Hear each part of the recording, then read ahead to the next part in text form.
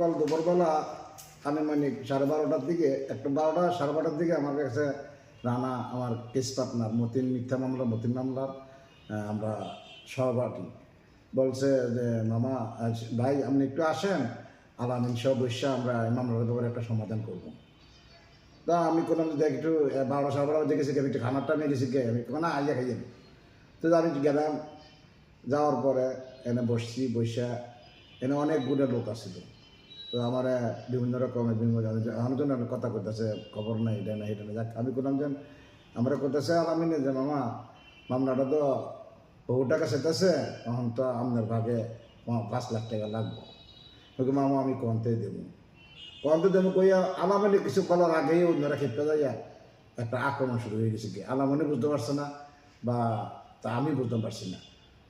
হঠাৎের মধ্যেই ঘটনাটা, তখন এটা একটা ভুলে বুঝাবুঝির মধ্যে চলে গেছে কি মামা বাগিনের মধ্যে। তখন আমি চিন্তা করলাম বাবুরে এর থেকে আমি চলে থাকি।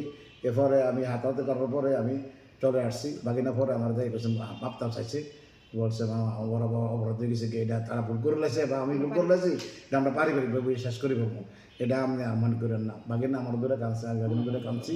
আল্লাহর রহমতে আমরা দুজনই ঠিক আছে, কিন্তু ঘটনার মিথ্যা মামলা ভাসাইয়া আমারে হরানি করিয়া আজও আমি মানে হাজিরে দিছি। 5 লাখ টাকা দাবি করতেছে। মতির মামলা মানে 50 লাখ টাকা লাগবে, জন লাগবে মতির মামলা। এই ব্যাপারে তারা দর কষাকষির মধ্যে আমি করলাম মামা 10-20-এর মধ্যে শেষ করার চেষ্টা করেন, তারপরও আমি কন্টে দেবো মামা, আমার তো দেওয়ার কোনো ক্ষমতা নেই, আমি জানেন। এই পরিপ্রেক্ষিতে একটু হাতাহাতি হয়েছে। যাক যেটা হয়েছে এটা ভিডিওর মধ্যে দেখছেন আপনারা। আমি এটা মানে নিয়েছি কারণ আমার বাগিনা ভুল করতেই পারে, আমি ভুলের শিকার আসল করতে হলো। আমি কারোর প্রতি কোনো অভিযোগ নাই, মামুর বাগিনের প্রতি কোনো অভিযোগ নাই। আমাদের ভুল বুঝাবুঝির মধ্যে এটা আমরা নিজের মধ্যে বইয়ে সমাধান করলাম। আশা করি মামু বাগিনা আমরা ঠিক থাকবো। আমরা কোনো এটা অন্যের পথে অন্যরা জয় করার জন্য করি নাই কাজটা আমরা নিজের মধ্যে ভুলে হয়ে গেছি। কথা হয়েছিল এই যে আমার ভাই তো এটা ওই যে মামা যা বললো তাই, অথচ আমাদের এই সুযোগটা নিতেছে দুশ্মন পার্টিরা নিয়ে, আমাদের মানে ইজ্জতটা নিয়ে, আমাদের ইজ্জত নিয়ে হানাহানি করতেছে। এখন আমরা চাইতেছি যে এটা নিয়ে যেন আমাদের কোনো ক্ষয়ক্ষতি না হয়। আমরা ফ্যামিলিগতভাবে সারব। আমরা চাই না তৃতীয় পক্ষ আমাদের কোনো ক্ষতি করুক বা আমাদের ইজ্জত নিয়ে টানা হেঁচড়া করুক। গোপনতভাবে আমাদের এই ভিডিওটা নিয়ে চিনাচিনি করে আমাদের ক্ষতিগ্রস্ত করতেছে, আমাদের ইজ্জত নিয়ে মামলাটা সমাধান হইতেছে ইনশাল্লাহ। এবং দয়া করে যদি মানে এই জিনিসটা সমাধানে যায়, আমরা ফ্যামিলিগতভাবে কোনো সমস্যা নেই। এখানে ফ্যামিলিগতভাবে কত কিছু হইতে পারে, কিন্তু এটা নিয়ে দুশ্মন পার্টি আমাদের এটা খুব ক্ষতিগ্রস্ত করতেছে, আমাদের ইজ্জত নিয়ে টান দিছে।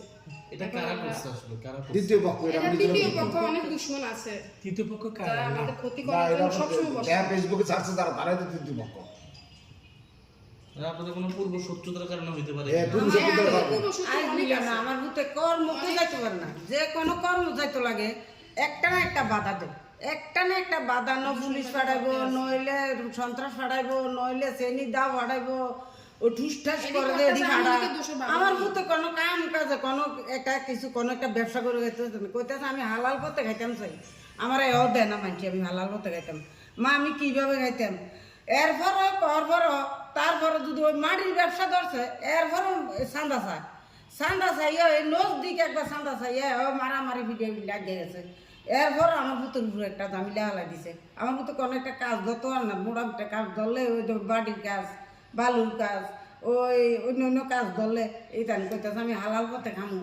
এরপর আমার পুতে দেয় না, আমার ভূতের কর্ম করে খাইছে কেন শত্রুবাদী ঠিক মতো চলতে দেয় না, নইলে পুলিশ নইলে আগে শত্রু দিয়ে, আগে যে শত্রু দিয়ে আসছিল আমি এখন বর্তমান আছে আমির বাবু, হ্যাঁ আমির বাবু একজন আছে, আরো কয়েকজন হেডি কইলে এখন আরো সমস্যা হয়ে দাঁড়াবো। আমরা ঘরে থাকতে তো না, আগে তো ঘরে থাকতে পারছি না, এই পুলিশ পাঠাই দিত, ঘরের কাপড় চুপড় যা আছে আলমারি টালমারি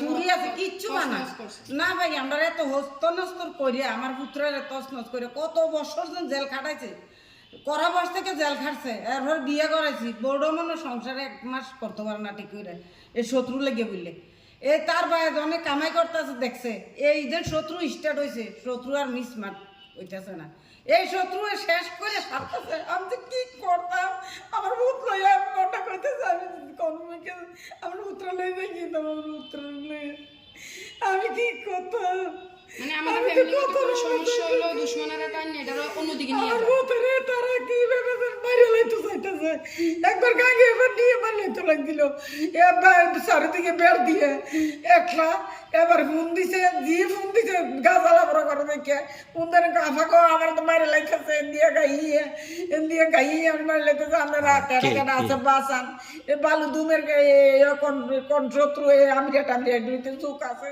এ তারা মিলে কান্দি করা বাবুল মিয়া তো মোহরি বাবুলে এই ওর কাউন্সিলর হয়েছে যে এতে বেরোয় এই কান্দি করতেছে ওন আমরা যে কীভাবে চললাম কদিন ভর পুলিশ ঢুকাই দেয় কদিন ভর পুলিশ দারোগা ঢুকাই দেয় আমার ভিতরে তো মুঠ কথা আমার ভিতরে চললে বিরা খাওয়ানো মতো সুযোগ দেয় না ওন আমি কি করতাম কেমনি আমরা জানা বাঁচবো আমি তার আইনের প্রশাসন লোকের কাছে আমি অনুরোধ জানাইতেছি যখন আমার পুত্রের জীবনটা যখন বাঁচায় আমি যখন সরকারের কাছেও জানাইতেছি যখন আমার পুত্রের জীবনটা বাঁচানোর লাই যখন আমরা যখন শান্তি থাকতে আমার পুত্রের জীবনটা বাঁচায় মা পুত্রের মারে লাইতে বুঝলে চেষ্টা দুশ্মনের জ্বালা আমরা আমি শান্তি কি পেতেছি কথা আমার কত দিকে